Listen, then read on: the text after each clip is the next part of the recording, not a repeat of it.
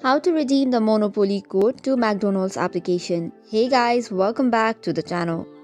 If you want to redeem the Monopoly codes in the McDonald's app, here is how you can do it. So first and foremost, you need to purchase a participating item from buying a menu item that includes a Monopoly game ticket. But before that, you'll have to download the McDonald's app. If you have not downloaded it yet, you can head over to Play Store or App Store to download it. Once that is done, log in using your credentials. If you have not created an account, you can create one as well. After that, you can tap on the three-dot menu in the McDonald's app to select the labeled Scan Voucher option. Then to redeem the code, you will see two options.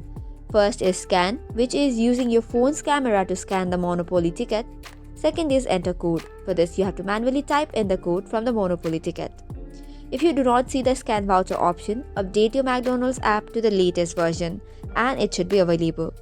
Once scanned or entered, the app will process your code and display any rewards or entries into the competition. So that's it for today's video. For more such contents, do not forget to hit the like and subscribe button.